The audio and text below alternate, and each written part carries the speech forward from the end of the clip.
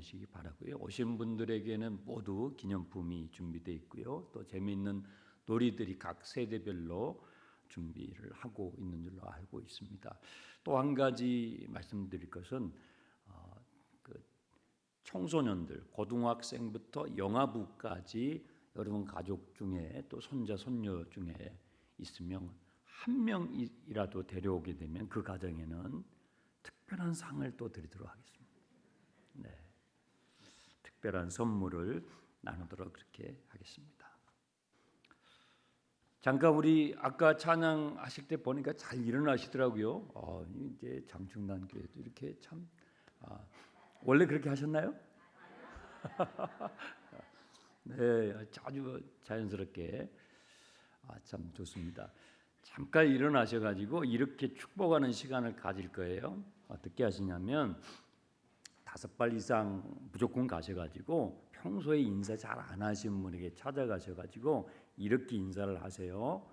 당신의 삶은 주님의 것입니다. 뭐라고요? 머리도 좋으시네요. 자 시작해 보세요.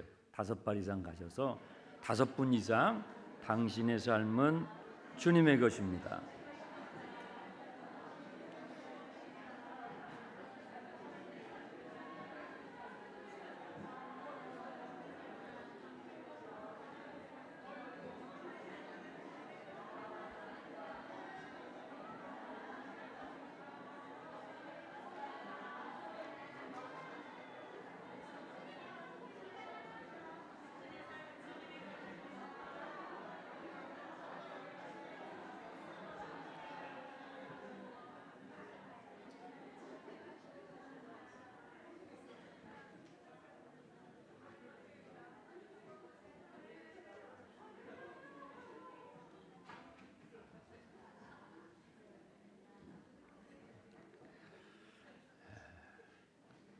우리 장로님들이 제일 잘 움직이시는 것 같아요.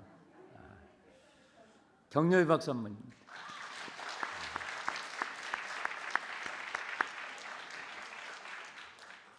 성도의 교제는요, 이렇게 다가감으로부터 시작이에요. 다가감으로부터. 제가 지난주하고 오늘 수요일 날 우리 전도팀들하고 교회 주변에 돌면서 전도에 참여를 했는데 우리 전도팀들이 얼마나 열심히 하시는지 평소에도 많은 분들을 이렇게 만나셔가지고 전도를 열심히 하셨더라고요. 그래서 지난주에도 주일날에도 전도부 통해서 저희 교회에 또 오시는 분들도 계셨고 좀 즐거운 시간을 보냈습니다. 첫 걸음을 뗀다라는 것이 어렵지만 전도도 첫 걸음을 떼면 그 다음에 그 전도의 즐거움이 있거든요. 네. 여러분 전도의 은혜가 있기를 축원합니다. 아브라함은 첫 걸음을 뗐어요. 12장이 바로 그 내용이에요. 첫 걸음, 믿음의 첫 걸음. 이 첫 걸음이 중요해요. 부족하지만 어리숙하지요. 그런데 첫 걸음을 뗐어요. 인생의 방향을 하나님을 향해서 첫 걸음을 뗐다 이거예요. 그런데 여러분들이 다 걸음마를 배우셨겠지만 뭐 첫 걸음에 막 달리기 하신 분 없잖아요. 그렇죠? 다 첫 걸음을 걸음마를 하면서 배웠는데요. 어린아이들이 걸음마를 배우면 처음에 몇 번 쓰러집니다. 벽에다 또 찌고 방바닥에 넘어지고 넘어지면서 일어서는 법, 걷는 법을 배우게 되고 근육이 탄탄해지는 것이죠. 아브라함이 첫 걸음을 뗐는데요. 넘어져요. 그 넘어지는 내용이 오늘 본문 말씀이에요. 믿음의 여정은요. 믿음의 첫 걸음을 떼는 그 순간이 있고요. 그리고 처음부터 반듯하게 씩씩하게 걸어가는 게 아니에요. 어린아이잖아요. 어린아이. 이제 거듭난 중생한 영적으로 보면 어린아이요. 육신적으로는 75세지만 영적으로 그 영혼의 나이는 이제 어린아이예요. 첫걸음을 떼서 걷는데 이리 자빠지고 저리 자빠져요. 그 내용이 오늘 본문 말씀이라고요. 9절 보세요. 점점 남쪽으로 옮겨가는 도중에 기근이 터졌어요. 기근. 그런데 10절 끝부분에 그 기근이 극심한 기근이라고 돼 있어요. 양식이 떨어져 가고 먹을 이 양식이 없어져요. 구할 수가 없게 된 거예요. 이상하죠? 하나님의 지시를 받아서 하나님이 지시하는 땅, 약속의 땅이 왔잖아요. 그러면 좋은 일만 많이 있어야 될 것 같잖아요. 그래서 오늘 혹시 이 수요 저녁 예배에 교회에 오신 지 1년 아직 안 되신 분들은 오늘 말씀을 잘 이렇게 이해하셔야 돼요. 내가 교회 다니면 좋은 일만 다 생길 줄 알았는데 뭐가요? 기근이 터진 거예요. 여러분 예수를 믿어도요 기근을 경험해요. 예수를 믿어도요 사업이 어려울 수 있어요. 예수를 믿어도요 부도도 날 수 있어요. 예수를 믿어도 몸이 아파서 병원에 입원할 수도 있고 또 바이러스에 감염될 수도 있어요. 우리 지금 지난 팬데믹 기간 동안에 우리는 그런 것들을 몸소 경험했죠. 예수를 믿어도 시험에 떨어질 수 있어요. 네. 지금 아브라함이 믿음의 발걸음을 내딛었잖아요. 그런데 기근이에요. 그 기근도 보통 기근이 아니라 극심한 기근이라고요. 이런 일들이 믿음의 여정 가운데서 일어나는 거예요. 사람의 가장 기본적인 욕망은 안전에 대한 욕망이에요. 안전에 대한 이게 위협이 되면 그 다음에 못해요. 그 다음에 가질 못해요. 안전에 대한 욕구, 이것이 인간의 가장 기본적인 욕망이거든요. 바로 거기에 지금 걸려드는 거예요. 꿈도 좋지만 하나님이 주신 꿈이죠. 내 본토 친척 아비 집을 떠나게 되면 너가 복이 될 것이다.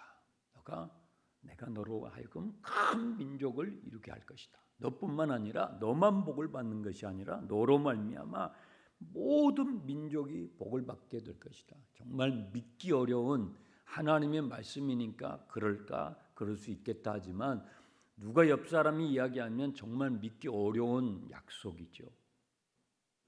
너뿐만 아니라 너로 말미암아 모든 민족이 복을 받게 내가 하겠다.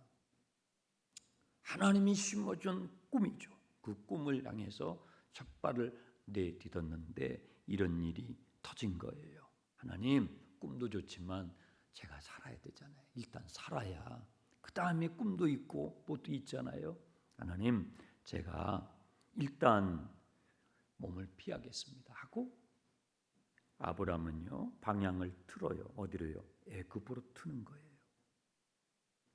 이 당시의 문명권은 이 메소포타미아 문명과 그리고 이집트 문명이었어요. 남쪽으로 왔으니까 이집트 문명이 더 가까웠죠. 도시에 가면 일자리도 있고 먹거리도 그래도 있을 거 아니에요. 그래서 방향을 애굽 쪽으로 튼 거예요. 하나님, 일단 살고 볼게요. 살고 나서 그 다음에 하나님이 말씀하신 그 꿈도 있는 거지. 제가 이 안전에 지금 위협을 느끼는데 제가 그냥 꿈만 가지고 살 수는 없잖아요. 그렇게 생각을 한 거예요. 이 본문에 보시면 하나님께 물었다는 구절이 없어요. 그렇죠? 하나님께 제단을 쌓았다는 구절이 없죠. 하나님께 여쭈었다는 구절, 여호와의 이름을 불렀더라 이런 표현은 그 앞까지 있었죠. 10절 밑으로는 없어요. 하나님께 묻지 않았어요. 왜 그랬을까요?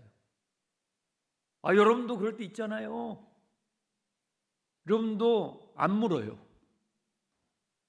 평소에 막 기도하시다가 진짜 기도해야 할 때 안 해요. 왜요? 하나님이 뭐라고 반응하실지를 내가 직감적으로 알아요. 그죠? 이게 신앙생활 좀 하면 이게 지금 하나님이 좋아하실지 섭섭해하실지 싫어하실지 알잖아요. 그래서 아예 안 하는 거예요. 아예 그 기도 제목은 아예 안 하는 거예요. 지금 아브라함이 신앙이 어려요. 이제 믿음의 첫 발을 뗀 수준이에요. 그러니까 이거 하나님이 안 좋아하실 것 같은데 아예 기도 안 하는 거예요. 아예 하나님께 묻지 않고 그냥 자기 생각대로 하던 대로 예전에 하던 버릇대로 애굽으로 간 거예요. 우리도 그럴 때가 종종 있죠. 하나님, 저 절대로 하나님이 말씀했던 그 꿈을 포기한 건 아닙니다. 제가 잠깐만 제 몸을 피신하고 그리고 형편이 곧 나아지면 제가 금방 올 거예요. 예, 아셨죠? 네, 아셨죠? 잠깐이면 제가 됩니다. 우리 이렇게 해요. 목사님, 제가 술 끊고 올게요. 목사님, 제가 담배 끊으면 교회 옵니다. 목사님, 제가 고3, 고3 아시죠? 제가 고3 조금 참으세요. 그리고 고3 끝나면 올 거예요. 우리 이런 게 있다고요. 아브라함도 그런 생각으로 한 거예요. 그런데 흥미롭게도 아브라함도 하나님께 묻지 않았고 하나님도 아브라함에게 묻지 않아요.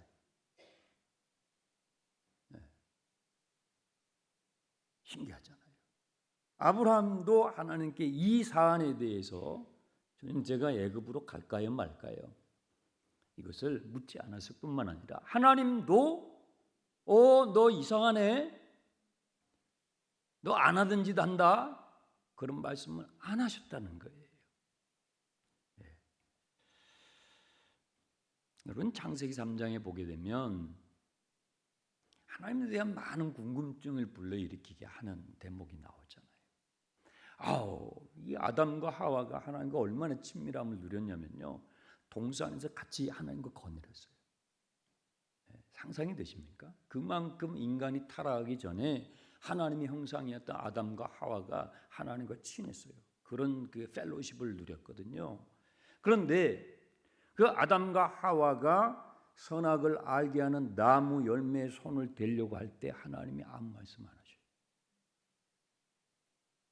한 말씀 안 하시고 그 다 먹고 나서 소화 다 듣고 나서 아담아 어디 있느냐? 진작 좀 얘기하시죠. 진작 얘기하시죠. 그거 손 이렇게 할 때 손목을 비틀듯이, 뒤통수한테 갈기시든지, 이러면 우리가 지금 이 고생 안 했을지도 몰라요. 근데 하나님 이상하시잖아요. 다 하나님 이유가 있단 말이에요. 아브라함이 하나님께 묻지 않았어요. 하나님도 흥미롭게 아브라함에게 아무 말씀을 안 하셨어요. 우리 신앙생활에 그럴 때가 있단 말이에요. 11절에 보시면 이제 애굽에 점점점 가까이 올 때 아브라함이 또 다른 걱정거리가 생겼어요. 우리가 하나님의 방법대로 살아가는 것도 어렵지만요, 우리의 방식대로 살아가는 것도 걱정, 근심이 없는 게 아니에요. 아브라함이 애굽으로 방향을 틀어서 자기의 계획대로 생각대로 하던 대로 지금 갔는데 걱정거리가 생겼어요. 자기의 안전을 위협하는 또 다른 요소를 발견한 거예요. 그건 생각을 못했던 거예요. 약속의 땅에 있으면 자기 안전에 위험이 될 거라고 생각을 하고 애굽으로 지금 가고 있는데 애굽이 가까이 오는 도중에 자기 생명을 위협하는 생각도 못했던 요인을 발견하게 됐어요. 그게 무엇입니까? 11절, 그가 애굽에 가까이 이르렀을 때에 그의 아내 사레에게 말하되 내가 알기에 그대는 아리따운 여인이라. 애굽 사람이 그대를 볼 때 이르기를 이는 그의 아내라 하여 나는 죽이고 그대는 살리니. 세상에 부인 사레의 미모가 너무 아름다운 거예요.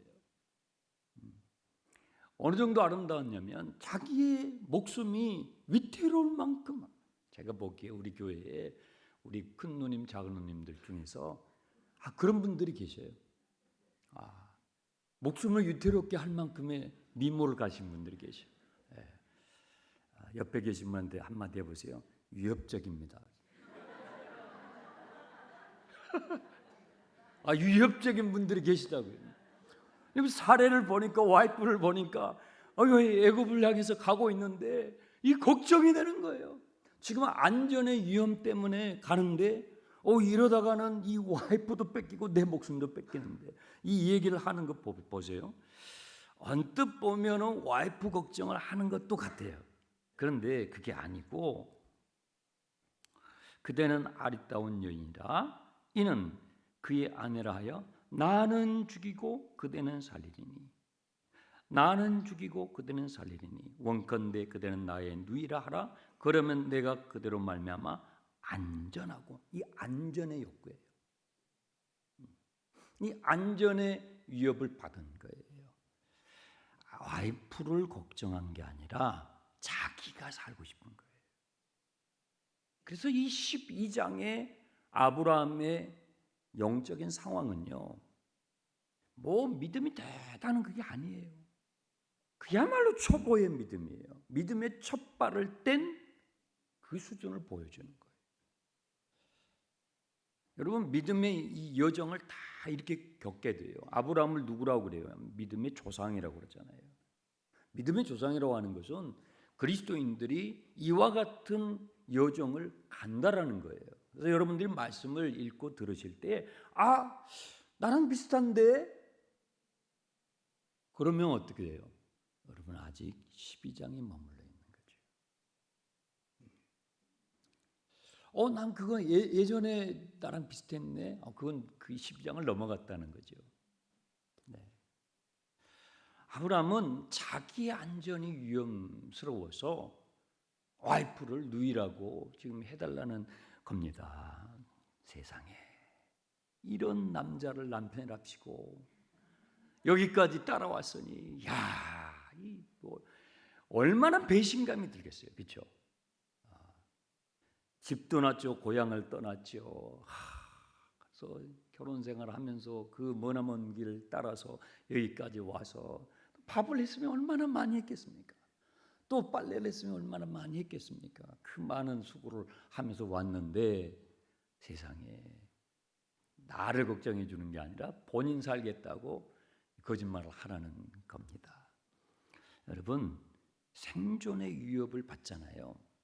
안전의 위협을 받잖아요. 그러면 누구든지 예외 없이 새로운 얼굴이 드러나요. 내가 몰랐던, 옆 사람이 몰랐던, 여러분 남편이 몰랐던, 아내가 몰랐던, 목사도 몰랐던, 옆에 성도들도 몰랐던 여러분의 또 다른 얼굴이 드러나요. 지금 그러는 거예요. 평소에 몰랐던 남편의 얼굴이에요.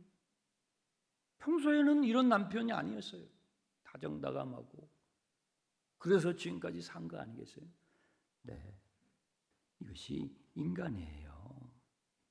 하지만 사례의 입장에서도 생각을 해보면 사례가 이제 따라가잖아요. 왜 그랬냐면 사례의 입장에서도 다른 대안이 없어요. 지금 극심한 기근이거든요. 사례의 믿음도 무슨 아브라함 믿음을 더 뛰어넘는 그게 아니에요. 두 사람 다 초짜예요. 믿음의 첫 발을 내디딘 초보예요. 그러니까 사례의 입장에서도 다른 대안이 없어요. 안전을 위해서. 그래서 기분 나쁘고 배신감 들고 하지만 비참하죠. 그래도 따라간 거죠. 14절입니다. 아브라함이 애굽에 이르렀을 때 애굽 사람들이 그 여인이 심히 아리따움을 보았고 걱정이 현실됐어요.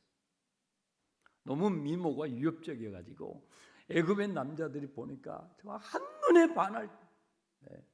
애굽의 여인들하고 다른 이국적인 그 아름다움이 풍겼던 거예요. 그래서 근데 이 당시 고대에는 새로운 사람들이 이렇게 국경을 넘어오고 하면 왕에게 다 보고를 했던 것 같아요. 왕이 오늘 무슨 특이한 사항이 없었나? 하고 신하들이 물으니까 왕이시여, 오늘 국경을 넘어온 이방인들 가운데서 참 아리따운 여인이 있었습니다. 그의 오라비아와 함께 우리나라의 국경을 넘어왔습니다. 이 보고를 하는 거예요. 그러냐고. 그렇게 미모가 뛰어났냐고. 데려오라고 해서 아브라함에게, 오라비인 아브라함에게 많은 상을 주죠. 후대를 하죠. 16절에 이에 바로가 그로 말미암아 아브라함을 후대함으로 선대함으로 아브라함이 양과 소와 노비와 암수 나귀와 낙타를 얻게 되었습니다. 큰일 났어요. 여러분 잠깐 소나기만 피하고 돌아가려고 했잖아요. 그런데 일이 커지고 만 거예요. 발목이 탁 잡힌 거예요. 여러분 그럴 때 있어요. 나는 잠깐만, 나는 요것만 넘어가면, 그래서 잠깐 양심을 속였어요. 이것만 피하면 소나기가 지나가겠다 싶어서 내가 그리스도인이지만, 내가 하나님을 믿는 사람이지만 잠깐 내가 내 양심과 내 신앙의 양심을 저버리고 그냥 내 꾀를, 내 장꾀를 부렸어요. 그런데 일이 커진 거예요. 일이 커진 거예요. 발목이 잡혔어요. 진퇴양난이라고 그러죠. 네. 그렇게 된 거예요. 왕에게 그걸 다 받았어요. 아니라고. 나 이거 받을 생각이 없다고. 사실은 왕이시여. 사실은 여차여차해서 사실은 제 아내입니다. 그 말할 용기가 없는 거예요. 그 용기가 없는 거예요. 여러분 마귀가 이렇게 우리를 공격해요. 처음에 정말 우리 자신을 유해 주는 것처럼 이건 먹어. 이건 먹으면 정말 너가 좋을 거야. 이건 먹으면 정말 지혜롭게 될 거야. 이건 먹으면 이번 너 위기를 넘어갈 수 있어. 이렇게 유혹해요. 하나님도 이해하실 거야. 또 이렇게도 말해요.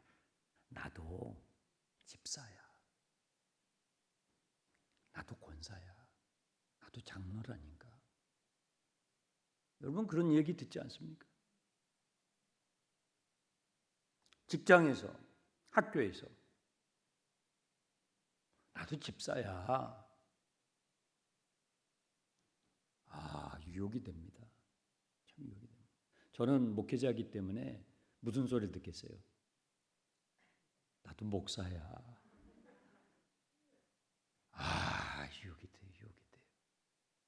유혹이 된다. 마귀는 우리를 그렇게 공격해요. 잠깐 눈 감으라는 거예요. 이번만 잠깐. 그러면 괜찮아질 거라고 하죠. 그래서 우리는 그 소리에 넘어가죠. 그리고 덫에 걸리죠. 탁! 덫에 걸리죠. 덫에 걸린 아담처럼, 덫에 걸린 하와처럼, 덫에 걸린 아브람처럼, 덫에 걸린 사례처럼 그렇게 되죠. 속수무책이 되고 말아요.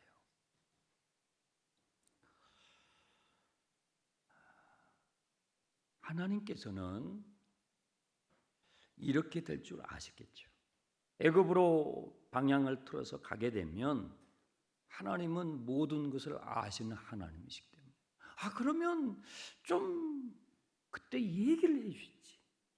방향을 틀 때 야 아브라함아 네가 그렇게 가면 너 안 돼.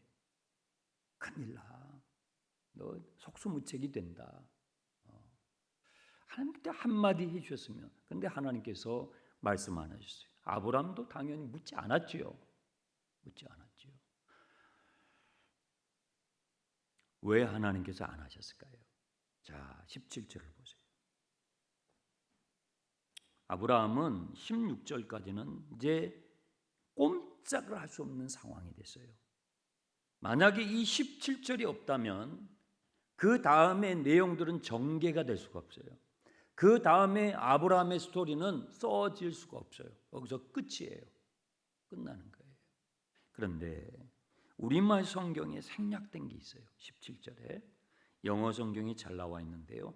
But 그러나가 빠져 있어요. 그러나 여호와께서 아브라함의 아내 사레의 일로 바로와 그의 집에 큰 재앙을 내리셨다. 이 그러나라는 단어는요, 접속사는 180도를 뒤집는 접속사죠. 앞의 내용과 앞의 상황을 뒤집어 버리는 접속사죠. 그러나 하나님이 개입하신 거예요. 여러분, 우리가 저질러서, 우리가 자초해서 이제는 우리가 할 수 없어요. 그걸 빠져나올 수 없고 해결할 수 없는 수렁에 걸렸어요. 그런 상황들이 있어요. 지금 여기에 그런 분이 계실 수도 있어요. 사소한 것 줄 알았어요. 간단한 것인 줄 알았어요. 잠깐 이렇게 하고 원상복귀 할 생각이었어요. 그런데 거기에 그냥 철크덕. 더 이상 내가 할 수가 없는, 너무 일이 커져버린 거예요.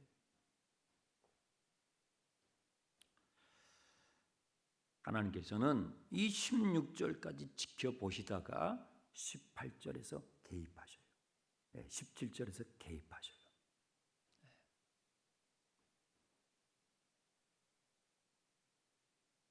하나님의 꿈이 무산될 뻔했죠. 하나님의 계획이 우리의 실수로 인하여, 우리의 잔꾀로 인하여 아브라함을 향한 그의 인생을 향한, 아니 이스라엘 향한, 아니죠, 온 인류를 향한 하나님의 엄청난 플랜이 좌초될 상황이죠. 그렇죠. 그때 하나님께서 17절에서 개입하시는 거예요.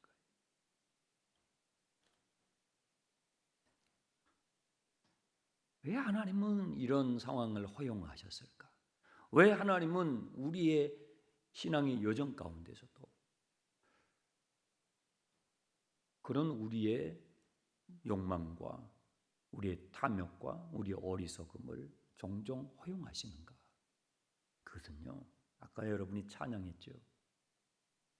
하나님을 알게 하시기 위해서요. 하나님이 어떤 분이신지를 알게 하시기 위해서. 그리고 여러분의 존재가 어떤 존재인지, 나의 인생은, 나의 삶은 주님의 것이구나. 나의 인생은 주님의 것이구나. 나의 삶은, 나의 소유는, 나의 가정은 다 내 것이라고 생각했죠. 이렇게 하면 지킬 수 있을 거라고 생각하죠. 이렇게 하면 나의 안전을, 세이프티를 확보할 수 있을 거라고 생각하죠. 그렇게 되지 않아요. 그렇게 되지 않아요.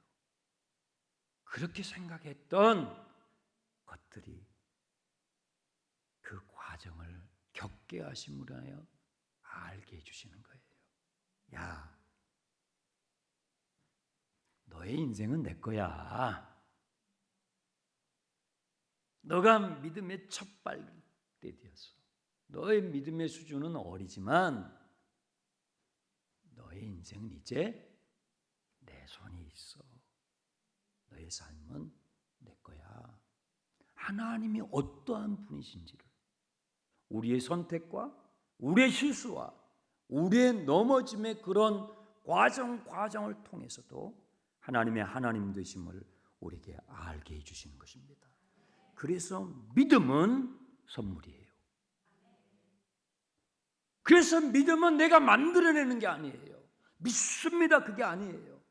믿음은 하나님의 허용과 우리의 선택과 하나님의 주권의 이 기가 막힌 리액션 가운데서 생성되는, 주어지는 선물이에요. 선물이에요. 그래서 여러분, 하나님은요, 믿을 수밖에 없는 분이에요. 하나님은요, 억지로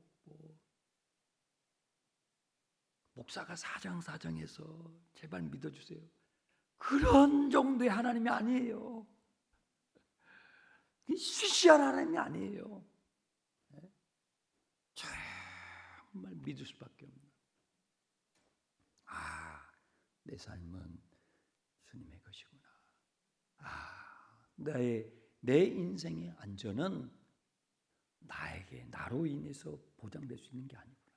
나의 경험, 나의 실력, 나의 재주로 내 가정의 안전, 내 아내의, 내 남편의, 내 자식들의 안전이 나로 인해서 보장되는 것이 아니구나. 아니에요. 부모가 자식 지킬 수 있나요?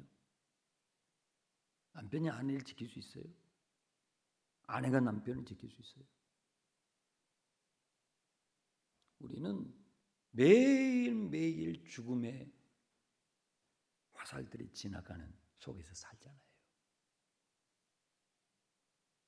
근데 오늘 하나님이 여러분의 안전을 지켜주셨죠. 감사하시기 바랍니다. 감사하세요. 주님, 나의 삶은, 내 인생은 주님의 것이군요. 아브라함이 바로 이것을 알게 되는 거예요. 믿음을 선물로 받게 되는 거예요. 이 믿음을 선물로 받으니까 그 다음 첫 발을 뗐던 아브라함이 두 번째 발도 뗄 수 있는 거예요. 세 번째 발도 뗄 수 있는 거예요. 네 번째 발도 뗄 수 있게 되는 것입니다. 기근을 당한 분이 계십니까? 심각한 기근을 당한 분이 계십니까? 그 기근을 피하려다가 진퇴양난에 지금 덫에 걸린 분이 계십니까? 괜찮습니다. 괜찮습니다. 여러분의 삶의 방향을 하나님께 향하면 그것조차도 전화의 복이 될 것입니다. 하나님을 합력하여 그것조차도 선하게 하실 수 있는 여러분의 인생의 주인 되심을 믿으시기를 축원합니다. 기도하겠습니다. 하나님 아버지, 감사합니다. 오늘 또 하루의 일과를 마치고 주의 전에 나와 찬양하며 주의 말씀을 들으며 하나님을 의지하며 살아가는 자의 축복은 이런 것이구나.